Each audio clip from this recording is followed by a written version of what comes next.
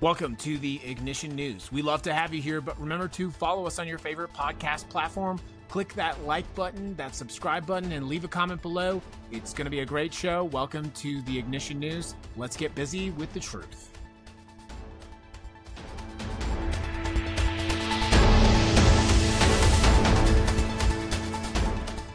Is indeed clapping. Oh, we're live. Shoot. Okay. Good morning, everybody. Welcome to the Ignition News. It's great to have you here on the show today. It is I did it again. 3 days in a row. It is May 15th, 2026. And there are a few things to talk about, but I want to kind of just bring up something right away. I talked about this. If you're watching the pre-show, I posted a video about this.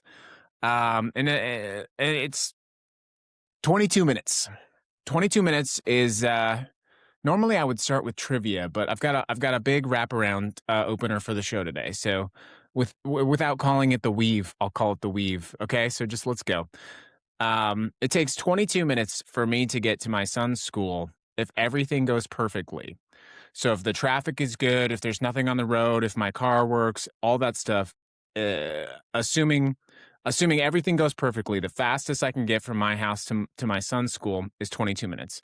Well, why do I know that? Well, if you have children in school, you know exactly why I know that, because you've probably had the same internal monologue that I've had about that. If something happened to my son or happened at his school, how quickly could I get there? And what would I even do? These are conversations we have with ourselves every day, right? Yesterday, I had to test that theory. Probably about 11:30. Got a phone call from the school that the school was in a preliminary lockdown. And so then by the time I had heard that news, it had been 30 minutes into the school lockdown. So when you start to do the math, you realize that it takes me 22 minutes. The lockdown had been happening for 30 minutes. By the time I could get to my son, assuming everything was right, it's 52 minutes. That is an earth-shattering, heartbreaking amount of time to have to worry about, and to realize that the 30 minutes what has happened in the 30 minutes of time before I even knew what was going on with my son. What has happened? Where are they? What are they doing in the school classroom? All of those kinds of things. Now, this happened in the not North Las Vegas, but the northern part of Las Vegas. And what had basically happened was, I think there was someone who attempted to rob a store or something like that, and they fled, and they ended up at an elementary school, not an elementary school, at the school next to my son's school.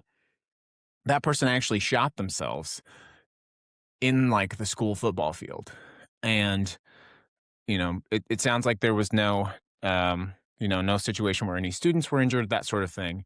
But as I started to pull apart this conversation with my son, one of the things there's a few things there, but number one, this was at 9:30 at night. I had been talking to him all day about it, and he came out of his room. It was 9:30 at night, and he started to tell me, when your 14-year-old comes out of the room at 9:30 at night, like, I gotta pay attention. Something's going on here, right? So he's like, well, I was sitting in the class, because I was asking him all day. I was like, what happened? Tell me about this. And I'll get to that in a second. But he's like, well, I was sitting there and I didn't even realize this till afterwards, but my teacher called her husband and she started crying on the phone with him while she was in the classroom with us while we were on lockdown. And, so I had to coach my son through this conversation of like, that is a very normal reaction to something like that, to be that emotional, to want to talk to someone that you love when your school is in lockdown. And I really had to take the time for him to pull apart and say like, hey, I hope you did not, find yourself in conversation with other students about this. And I certainly hope that your peers were not giving your teacher a hard time or having a difficult conversation or making fun of her. I'm just being honest with you. I'm telling you the conversation. And because the way that she responded was very, very normal. He was like, no, I know. And side note, I had found out that he actually emailed his teacher later, and he was like, hey, thank you for everything you did. Good job. So super proud moment for me.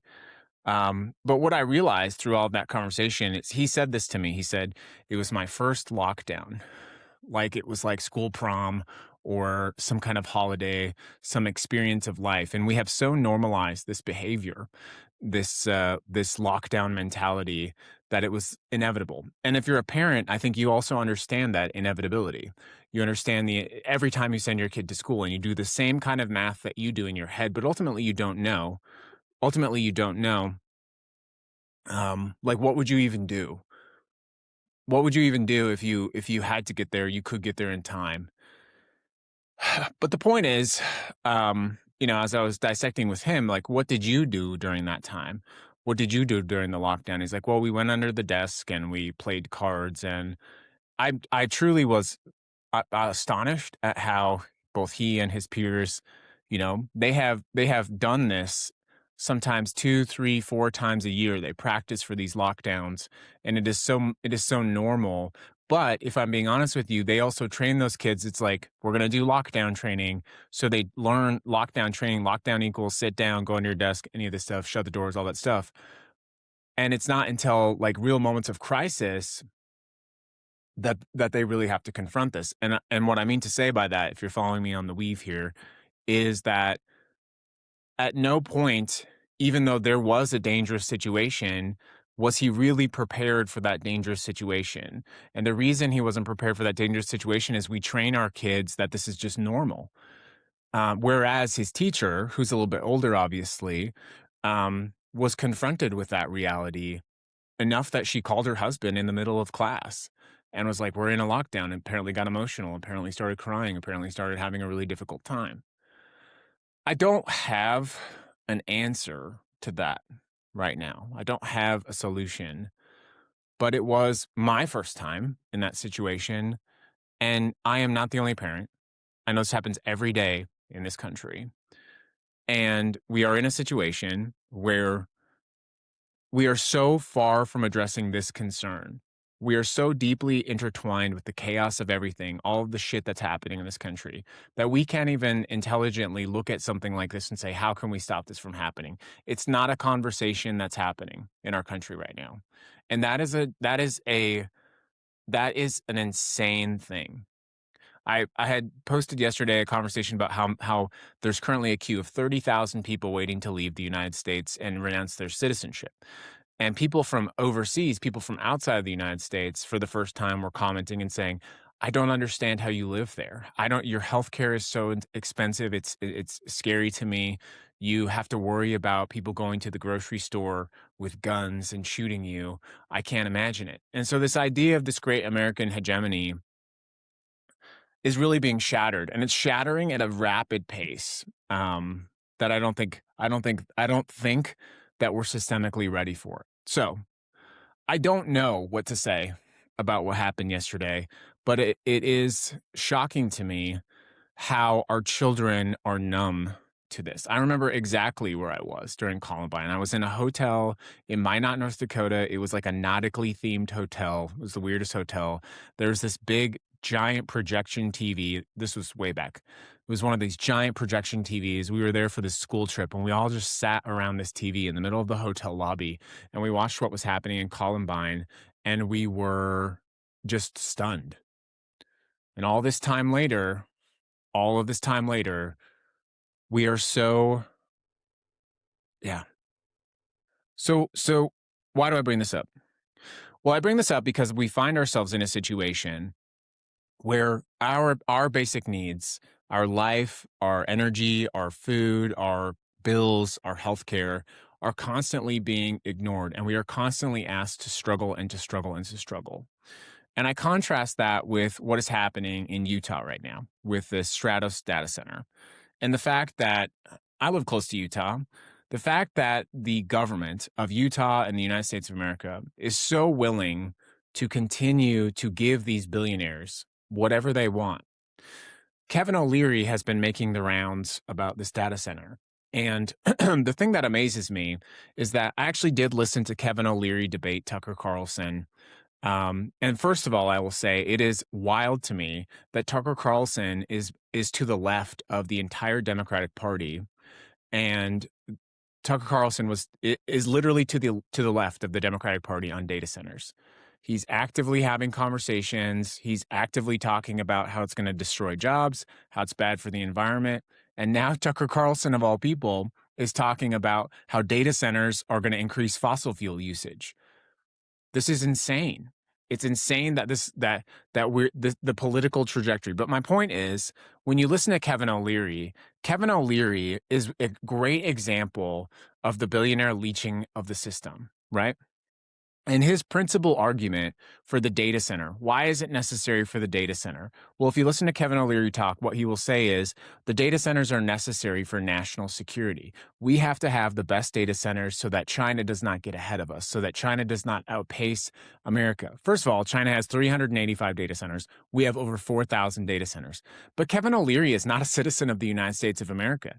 Kevin O'Leary is a citizen of Canada, Ireland, and the United Arab Emirates. So why is Kevin O'Leary lecturing us about our military and our national security? And why is Kevin O'Leary's supposed priority the military dominance of the United States of America when Kevin O'Leary is not even a citizen of the United States of America? And who are the people that are listening to this argument and saying, "Oh, yeah, that makes sense." The absurdity of that, the preposterous nature of that is wild. And it's honestly insane. And then this conversation takes us down the line of the other conversations that we've been having. When you listen to Kevin O'Leary talk about data centers and people ask the question, well, why should the taxpayers be subsidizing you adding these data centers? Why should the taxpayer have to pay for you to come in, increase their electricity bills, increase their water bills, make it more difficult on the environment, make literally it's going to be 28 degrees hotter in the region when this data center is up and running. And someone like Kevin O'Leary will say, "Oh, this is just the way it is in capitalism. I'm not a bad person. I'm just playing the rules." But nobody is willing to ask the question, why are we doing it this way? Why are we not analyzing and looking at just because something has always been this way, just because capitalists have always been able to take advantage of municipalities, just because if they don't do it in your state, they will go to another state does not mean that that is correct. That does not mean that that is the way forward that we have to go. We do not have to keep giving away our resources, our land, our energy, our children, our education systems, our healthcare, our environment, and our literal money just because a billionaire threatens us that they might move somewhere else. We have to stop with this playbook, this gaslighting and abuse from these billionaires. Because while our politicians are sort of pulling themselves over each other like crabs in a bucket, and that's exactly what they're doing, whether that's your municipal politicians or your governors or your congressional people, they're literally crabs in a bucket, pulling each other down and pulling you down with them, jumping over each other to try to get this next, you know, stadium built or data center built or Amazon warehouse built, and they're doing it with diminishing returns. Well, we have to stop believing that the old way is working because we can clearly see that it's not. And while they're being the crabs in the bucket, built, trying to hoard themselves out to the next billionaire, your children go to school every day with the assumption from both your child, their teachers, and yourself that you're essentially gambling that nothing is going to happen to them that day.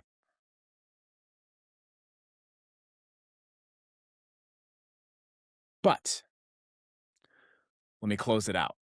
Two things. Number one, in probably one of the most unlikely cities in the world that I thought this would happen, the citizens of Reno, Nevada, yesterday spent 7 hours at a city council meeting, demanding that the city stop building data centers. As I said, 7 hours. 7 hours of their time they spent telling their city council. And we have seen time and time again where citizens will go to these municipalities and beg not to have the data center, and then they do it anyway. But for the first time, and honestly, surprisingly in Reno, they said no. They stopped the data centers. They put a 30-day moratorium on the data centers so that they can analyze what's happening and that they can find a better path forward. Now, we don't know if this is going to mean no more data centers in Reno, but we do know that this is a victory. And we have to stop pretending that we're not winning when we do win. So the citizens of Reno put their foot down. They stopped these data centers for 30 days. And guess what? Elections are happening right now. So the politicians in Reno have an enormous amount of pressure on them, and they will have to decide, well, am I gonna, give away everything to Kevin O'Leary never get elected again, or am I going to start listening? And the last part of it is with everything that I just talked about. Last night, I had the very good fortune of attending an event for a gubernatorial candidate in Nevada. I always have to weigh like how I talk about these things and how I utilize my platform versus my constant desire to be independent. But what I would tell you is that when I went to this was in Las Vegas. First of all, in order to get there, I had to drive through. I didn't have to. I ended up driving through a homeless encampment, and it was one of the worst displays of everything we just talked about. There were literally dozens and dozens of people in this homeless encampment living in extremely unsanitary conditions, literally camping themselves out between the divider lane of a road and underneath a bridge, underneath a major highway bridge, by the way. No one should have to live like that. And yet here we are openly discussing how it is that we're going to give away our resources again and again and again and again. And so it's not lost on me that as I was driving to this event for someone in political power that I had to drive through. I keep saying had to. I'm sorry. I ended up driving through this homeless encampment. Well, when I got to this event with this incredible amount of like bad news, this incredible amount of like doom coming from the world, a lockdown at my son's school, I saw a room full of people who, against all odds, are coming together to support a candidate that they believe in, who are coming together in spite of odds, in spite of a political system working against them, in spite of the establishment of the Democratic Party essentially trying to squash their campaign. They're choosing to find hope. And if I'm being honest with you, I didn't particularly like I do this thing a lot. It's easy for me now. I've learned how to do it, but in person, I it's very uncomfortable for me. And I always have this sort of like umbrella over my head that's like, you see me on this phone, you see me on this computer, but the person you see in real life, it's not the same person. But I was greeted with just like enormous amount of kindness and positive energy. And it reminded me that there are, in fact, thousands, if not millions of people in this country, in this state, that want to push back, that want to do things to make their life better, to make your children's life better, and to make the world better. And it was a beautiful thing. It was an incredible way to cap out an incredibly chaotic day. And the number of things that had to happen for me to get there, I can't even begin to describe. So I have to believe that if you do what you are supposed to do in your life, if you gravitate towards the things that you're supposed to gravitate toward, doors will open up for you.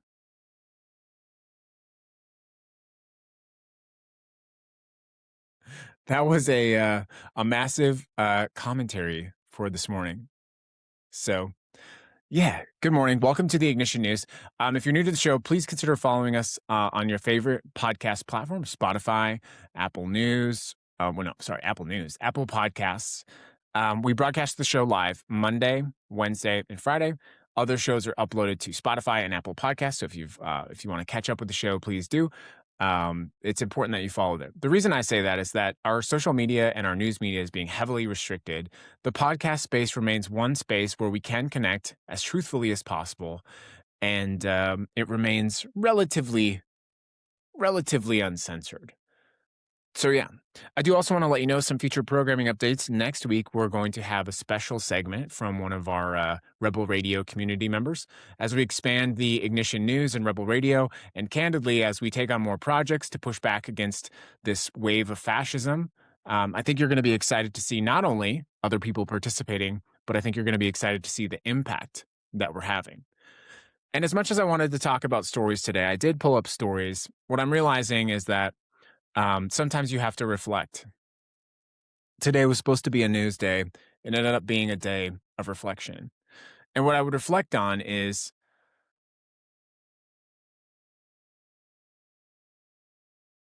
this has been an exhausting 18 months. It has been a 18 months of highs and lows, but we are still here. I remember During the 2024 election, someone called me and I picked up the phone. It was a phone banker and a canvasser. And he's like, "Hey, this is so and so. I'm calling on behalf of Kamala Harris campaign." Yada yada. Starts going to the spiel, and I was like, "Hey, it's okay. You don't have to sell me on this. We're good." And then said, "Hey, thank you very much for what you do. Thank you for doing this.